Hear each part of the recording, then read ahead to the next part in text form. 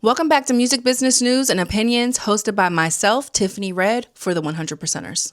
So in 2022, the Irish government launched a pilot program for basic income for the arts. It was started by the Department of Culture, Communications, and Sport, and it's been going on since 2022 and has been extended to February of 2026, and they are talking about making it permanent. They're getting paid roughly around $350 a week. And look, that's $350 a week that they weren't getting paid before. So I could already hear you in my head being like, it's only $350 a week. I'm sorry, are you making $350 a week from your art? Oh, okay. Now, in July, the UK Songwriters scored a win against major record labels, and they're now getting paid a per diem from all three major labels. For songwriters, the payment of per diems for the first time, with major labels, Warner UK and Universal UK, committing to a payment of £75 per day in addition to expenses. Sony UK will fund a bespoke new songwriter support programme in partnership with the Ivors Academy to provide financial support and assistance to songwriters. These payments will not be charged as a recoupable cost to their advance. Now, that came with pressure from their government, from advocacy organizations, and from advocates and the songwriting community.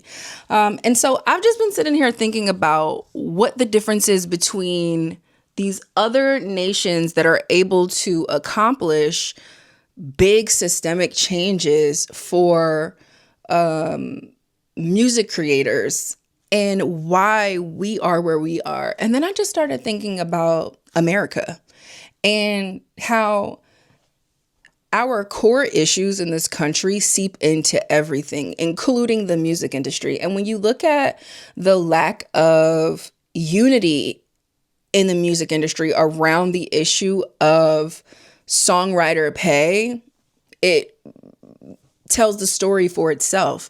I mean, the reality is the reason why the UK got that done was because there was a collective action. It wasn't just one group or one person or one advocate or one.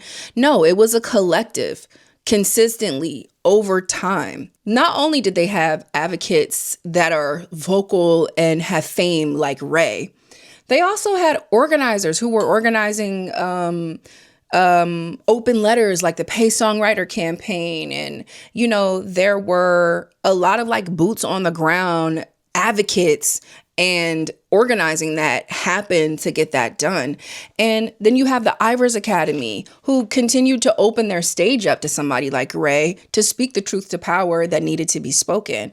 And then you had their government that was willing to also step in and be like, hey, what they're asking for is basic stuff. There's no unity or there's no unified front around songwriter pay from recorded music in America. Yet we have several organizations that represent songwriters in America.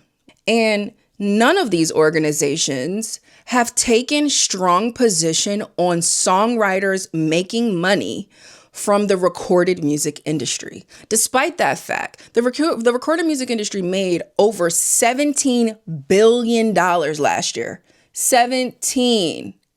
The music publishing industry, which is the industry that songwriters make money off of, made $7 billion last year. So while, you know, we have organizations like NMPA, for instance, right, led by David Israelite, who will say, you know, songwriters this and songwriters that. He's only pointing at the streaming companies. He's never pointing at the record companies. Like, why is it that NMPA, NSAI, Sona, and the 100 Percenters are not all together leading some sort of initiative on songwriter pay from recorded music? I'll wait. I say to these people who are advocates who have not been impacted by the changes in the music industry. People who have made their money and bought their houses while physical sales and radio was still dominating. You do not understand. You don't understand. You're not trying to pay your bills in the streaming economy. You already bought your house. You bought your house from your publishing and your mechanical royalties. You already did it.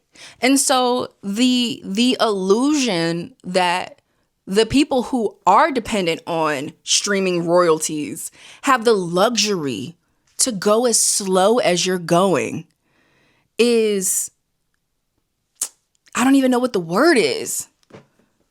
It's unfair. It's unfair. And I think that like it requires a multi-pronged approach. It doesn't require one. But very much so like America is no, my way, no, my way, no, my way. I'm in charge. No, I'm in charge. No, I'm in charge. I want the credit. I want the credit. I want the credit. Who gives a fuck about the credit? What are we doing? You know what I'm saying? It just